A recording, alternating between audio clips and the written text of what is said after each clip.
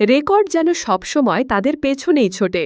২০২২ কাতার বিশ্বকাপের সেই রোমাঞ্চকর ফাইনালের কথা মনে আছে, যেখানে ফুটবল বিশ্ব দেখেছিল মেসি বনাম এমবাপ্পের এক অবিশ্বাস্য দ্বৈরথ।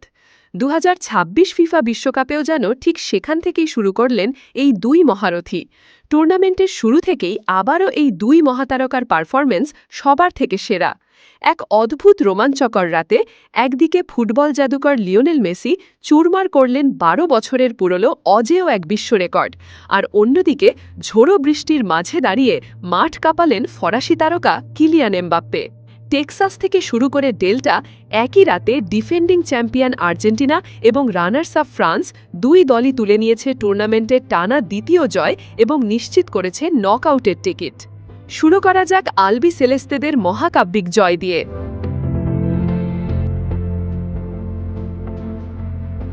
টেক্সাসের ডালাস স্টেডিয়ামে অস্ট্রিয়ার বিপক্ষে আর্জেন্টিনার ম্যাচটি ছিল নাটকে ভরপুর।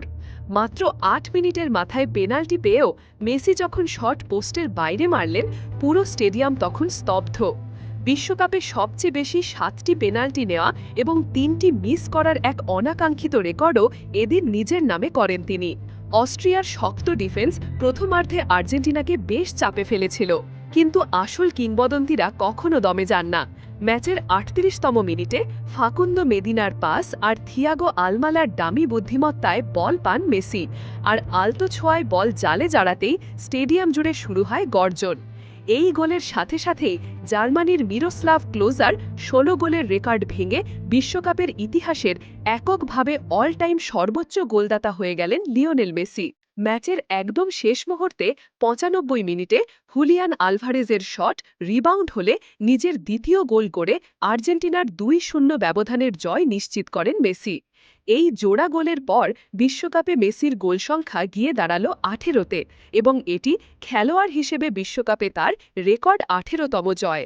আর্জেন্টিনার এই উৎসবের রাতেই অন্য মাঠে ঝড় তুলেছিল ফ্রান্স, তবে আক্ষরিক অর্থেই। বৈরী আবহাওয়া এবং প্রচণ্ড বজ্রঝড়ের কারণে ফ্রান্স বনাম পোল্যান্ড ম্যাচটি দীর্ঘক্ষণ বন্ধ রাখতে হয়েছিল। ম্যাচ ডিলিজেন্সের পর যখন খেলা শুরু হলো, তখন মাঠের ভেজা ঘাসে চলল কিলিয়ান এমবাপ্পের গতির ঝড়। ঝোড়ো বৃষ্টির মাঝেই এমবাপ্পে জোড়া গোল করে পোল্যান্ডের ডিফেন্সকে খড়কুটোর মতো উড়িয়ে দেন।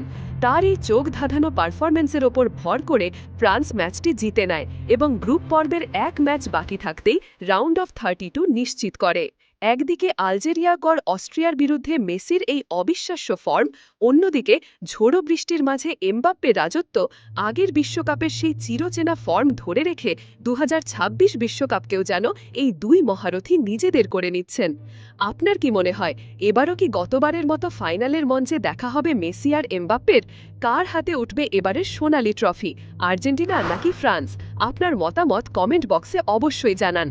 ভিডিওটি ভালো লাগলে লাইক ও শেয়ার করুন, আর ফুটবল দুনিয়ার এমন সব আপডেট পেতে জ্যাক রড্রি চ্যানেলটি সাবস্ক্রাইব করতে ভুলবেন না। দেখা হচ্ছে পরের ভিডিওতে। ধন্যবাদ।